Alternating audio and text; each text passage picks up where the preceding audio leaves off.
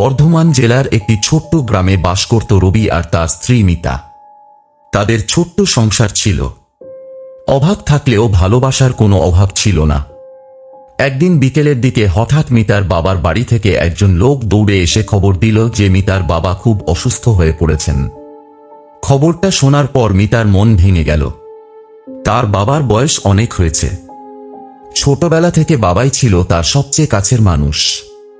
মিতা বারবার বাবার কথা ভাবতে লাগল।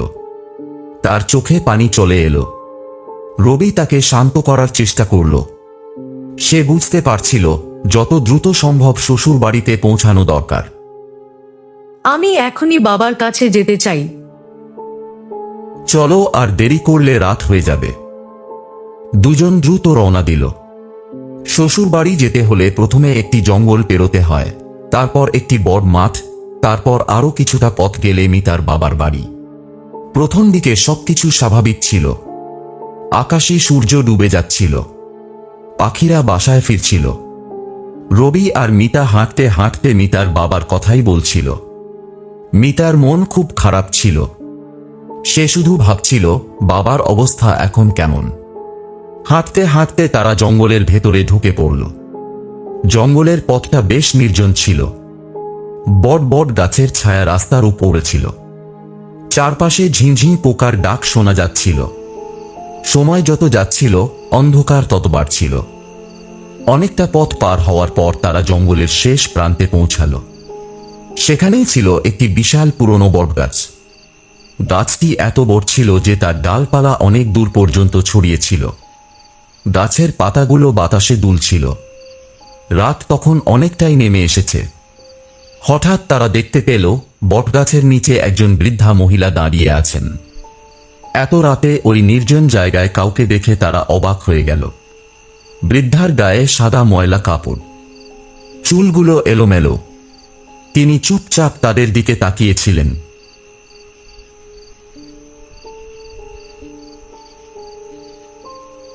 বাবা, একটু সাহায্য করবে? কি হয়েছে ঠাকুমা? ওই তাঁবুতটার ঢাকনাটা খুলে দাও, আমি পারছি না। রবি আর মিতা তখন দেখতে পেল বটগাছের নিচে একটি পুরনো কাঠের তাঁবুত রাখা আছে। তাঁবুতটি ধুলোমাটি আর শুকনো পাতায় ঢাকা ছিল। দেখে মনে হচ্ছিল বহু বছর ধরে ওখানে পড়ে আছে। তাঁবুতটা দেখে মিতার বুকের ভেতর কেমন যেন করে উঠল। তার মনে হচ্ছিল এখানে কিছু একটা অস্বাভাবিক আছে। চারপাশের বাতাসও হঠাৎ ঠান্ডা হয়ে গেল। ঝিঁঝিঁ পোকার শব্দ একেবারে বন্ধ হয়ে গেল। পুরো জায়গাটা অদ্ভুত নীরব হয়ে উঠল। রবি, আমার ভালো লাগছে না, চলো চলে যাই। 1 মিনিট, খুলে দিয়েই চলে যাব।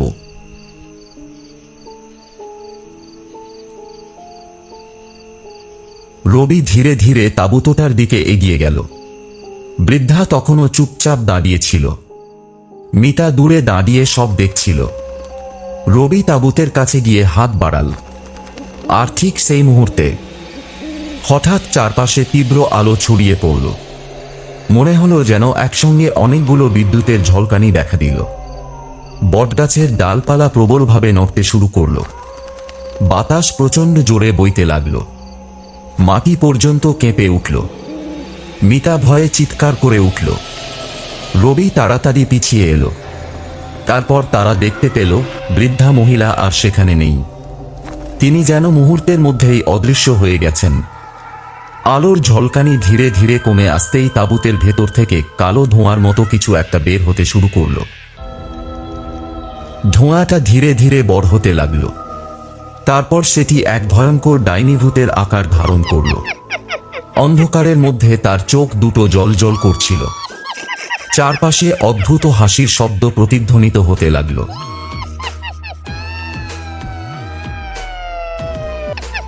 রবি, পালাও,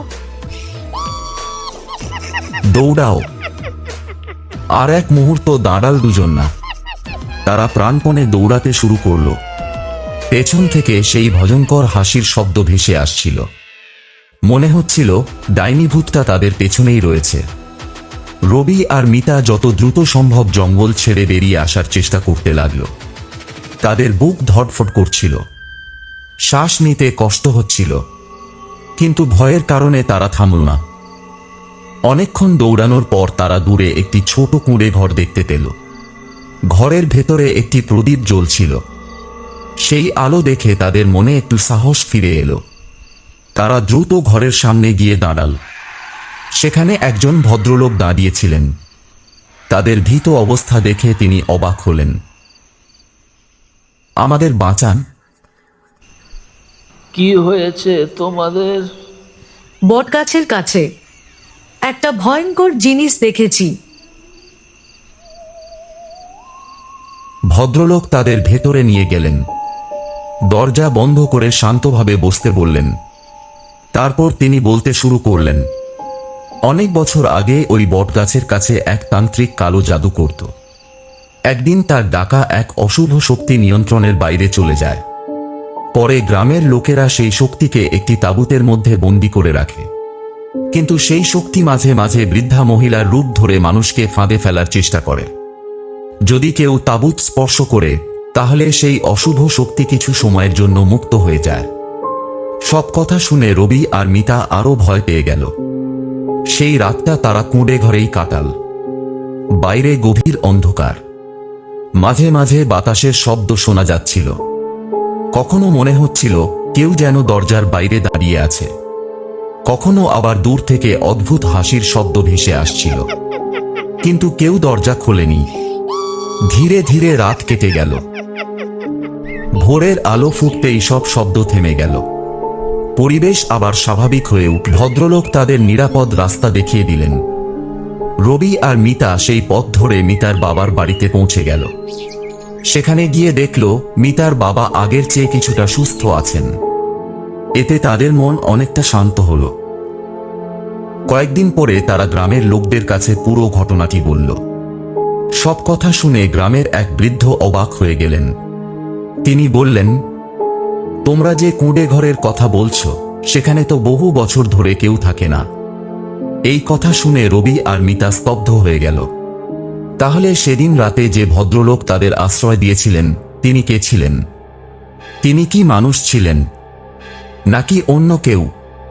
সেই প্রশ্নের উত্তর তারা আর কোনোদিন জানতে পারেনি। তবে আজও গ্রামের মানুষ বলে গভীর রাতে সেই বটগাছের পাশ দিয়ে গেলে মাঝে মাঝে একজন বৃদ্ধা মহিলাকে দাঁড়িয়ে থাকতে দেখা যায়। আর কেউ যদি তার কথা শুনে তাঁবুতের কাছে যায় তাহলে বটগাছের চারপাশে হঠাৎ বিদ্যুতের মতো আলো ছড়িয়ে পড়ে। তারপর কি হয় তা আর কেউ বলতে পারে না।